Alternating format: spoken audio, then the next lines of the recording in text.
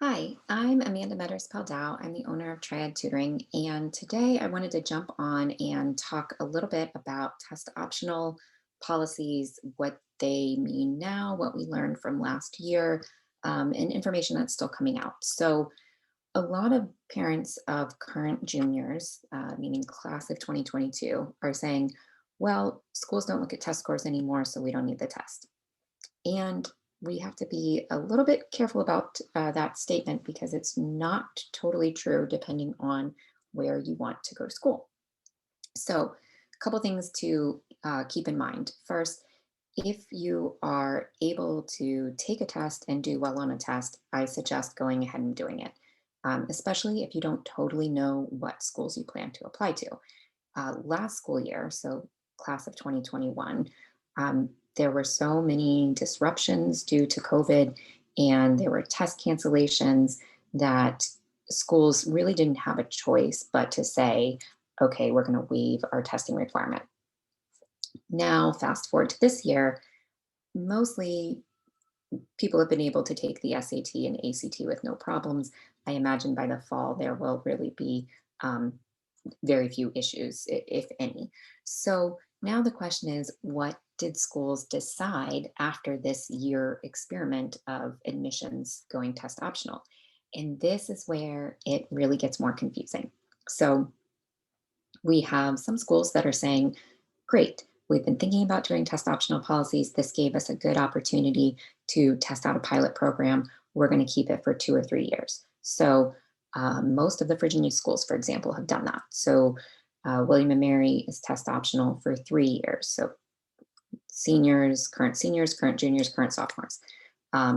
UVA is staying test optional for this year. Virginia Tech just announced that they are going to be test optional this year. All of the Ivy Leagues are test optional for class of 2022. So that's great. But that's not everybody. So University of Florida and the Florida school system didn't go test optional even last year, and they are requiring the SAT and ACT. North Carolina, most schools either are requiring the SAT or ACT again, like NC State has already made that statement, or they haven't announced yet. So the UNC system has not announced yet, and it's at this time May. So if you are in North Carolina or planning to apply to those schools or Florida, you should be taking the test. Um, Georgetown is not waiving the requirement.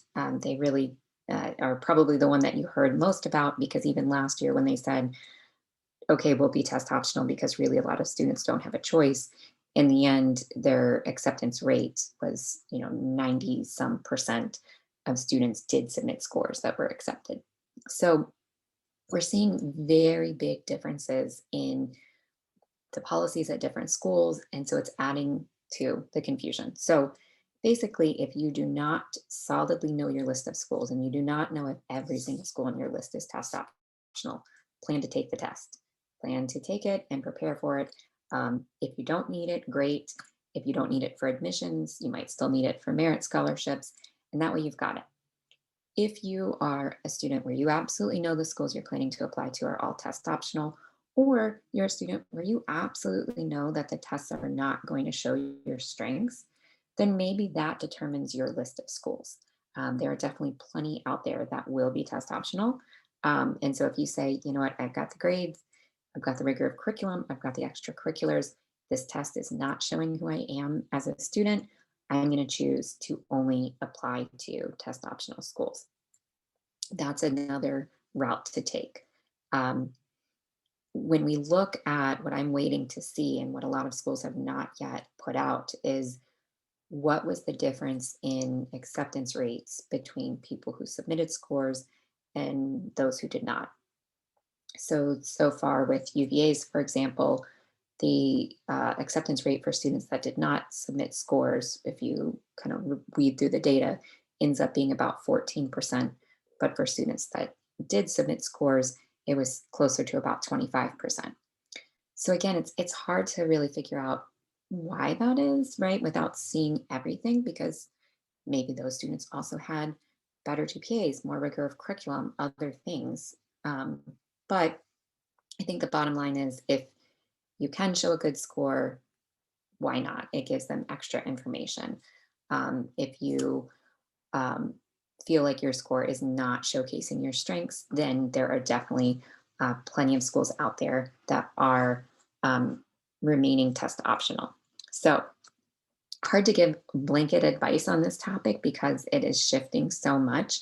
But if you want to talk more about your individual situation, feel free to contact us. I'm happy to answer any questions. Thanks.